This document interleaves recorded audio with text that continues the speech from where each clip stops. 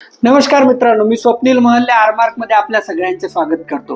Brand की बात आरमार्क के साथ मध्ये आपण आज बघूया इंटेलेक्चुअल प्रॉपर्टी म्हणजे काय, व्यावसायिकांसाठी आयपी राईट्स हे किती गरजेचे, ते जर का प्रोटेक्ट नसेल तर आपल्या व्यवसायाला, आपल्या ब्रँडला काय काय धोका होऊ शकतो आणि तो धोका पत्करण्याची आपल्यात तयारी आहे का।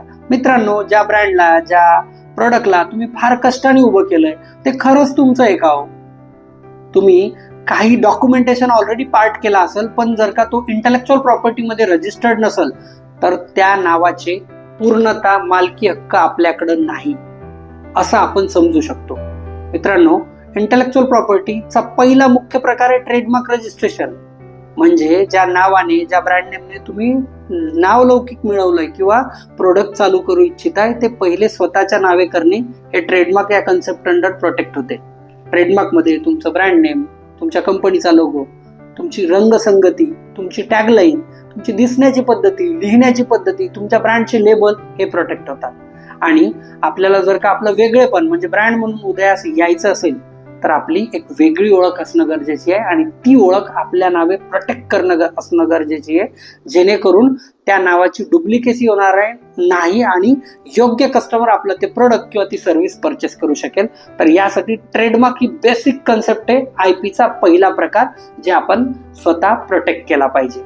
सेकंड आहे कॉपीराइट रजिस्ट्रेशन। कॉपीराइट रजिस्ट्रेशन मध्ये प्रकार आहेत: artistic work, musical work, MP3 आणि तुमचं लिटरली वर्क हे कॉपीराइट अंडर प्रोटेक्ट होतं। म्हणजेच तुम्ही एखादी तुमचं प्रोडक्ट आहे आणि त्याचं लेबल आहे, तुम्हाला वाटतं हे लेबल किंवा हे कलर कॉम्बिनेशन आपला व्यवसाय सोडून सुद्धा कॉपी होऊ नये, तर that should be a protected in copyright registration that called as a artistic work. तुम्ही एखादी डिझाईन काढली, तुम्ही कलाकार आहात, तुम्ही पेंटर आहात आणि तुमची काही क्रिएटिव्हिटी आहे ती प्रोटेक्ट डिझाईन रजिस्ट्रेशन म्हणजेच कॉपीराइट अंडर प्रोटेक्ट होतं। ॲज वेल ॲज तुम्ही मूव्हीज बनवली, ऑथर आहात, बुक लिहिलंय, हे सगळं कॉपीराइट मध्ये प्रोटेक्ट होतं आणि ऑथर म्हणून तुमची तिथं नावलौकिक येतं की बाबा ही एक क्रिएशन किंवा ही आर्टिस्टिक वर्क सम XYZ पर्सनचं आहे। थर्ड पार्टी याचा तिसरा प्रकार आहे डिझाईन रजिस्ट्रेशन। डिझाईन रजिस्ट्रेशन मध्ये outer shape of the product protect होतं। म्हणजे तुम्ही जर का कोका कोलाची बॉटल जरी म्हटलं तर एक शेप डोळ्यासमोर येतो, गोवर्धन गीचा जार, स्विफ्ट कारचं डिझाईन, म्हणजे स्विफ्ट कार म्हटली तरी VDIचं एक वेगळं चित्र आपल्या डोळ्यासमोर निर्माण होतं। अशी वस्तू किंवा असं इनोव्हेशन प्रोडक्ट आपल्याकडेही असेल तर ते डिझाईन अंडर प्रोटेक्ट ठेवून, म्हणजे अजून एक एक्झाम्पल बघायचं तर पॅराशूटच्या बॉटलचं एक साधा थंब, त्याचं टॉप, त्याचं बॉटम, त्याची रंगसंगती, त्याचे कलर कॉम्बिनेशन हे सुद्धा सगळे IP मध्ये प्रोटेक्ट आहे, जेणेकरून त्यांचा ब्रँड डुप्लिकेट होण्यापासून त्यांना वाचवता येतं।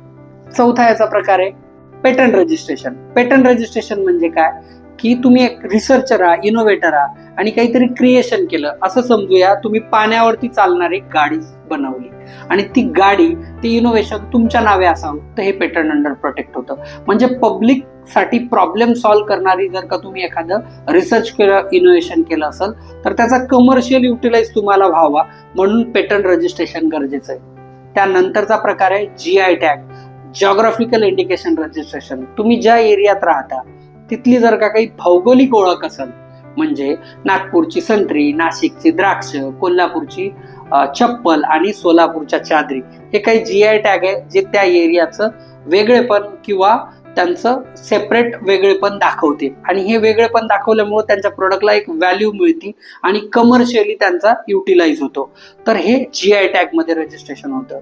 आणि यानंतरचा प्रकार आहे IP लिटिगेशन। IP लिटिगेशन म्हणजे हे जेवढे काही वरती आपण इंटेलेक्चुअल प्रॉपर्टीचे प्रकार पाहिले हे तुमच्याकडे रजिस्टर्ड आहे, मात्र ते इन्फ्रिज होत आहेत, म्हणजे त्याला कोणीतरी कॉपी करतंय, ते नाव तशा सारखं प्रोडक्ट मार्केटमध्ये आणलं आणि तुमचे ट्रेडमार्क कॉपीराइटचे राईट्स इन्फ्रिज होत आहेत, तर ते तुम्ही IP लिटिगेशन मध्ये आपण त्याची केस फाईल करून किंवा त्याचे डॅमेजेस क्लेम करून स्वतःला प्रोटेक्ट करू शकतो, ते नाव किंवा जी काही डुप्लिकेसी होती त्याला थांबवू शकतो आणि त्याचे डॅमेजेस त्या पार्टीकडनं वसूल करू शकतो। हे सगळे इंटेलेक्चुअल प्रॉपर्टीचे ऍस्पेक्ट तुमच्याकडे व्यावसायिक म्हणून पूर्णतः प्रोटेक्ट आहे का? ज्या नावावरती तुम्ही आर्थिक स्थैर्य तुम्हाला मिळालंय, तुम्ही पुढची स्वप्न उभे करताय, ते स्वप्न पूर्ण करण्यासाठी तुमचा ब्रँड खरंच प्रॉपरली सिक्युअर आहे का हे चेक करण्याची गरज आहे। ते जर का तुम्ही केलं असेल तर खरंच तुमचं कौतुक, आणि केलं जर का नसेल तर एका योग्य कन्सल्टंट कडनं ही intellectual property property properly protect करा, जेणेकरून पिढ्यानपिढ्या हा तुम्ही केलेला व्यवसाय तुमच्या फॅमिलीसाठी, तुमच्या नेक्स्ट जनरेशनसाठी एक आर्थिक सुबत्ता निर्माण करण्याचं एक साधन बनेल. आणि त्याचा पर्याय म्हणून तुम्ही आरमार्ककडे बघू शकता. आरमार्क हे वन रूप सोल्युशन आहे इंटेलेक्च्युअल प्रॉपर्टी रजिस्ट्रेशन ॲज वेल एज त्याच्या लिटिगेशन पर्यंत. थँक्यू.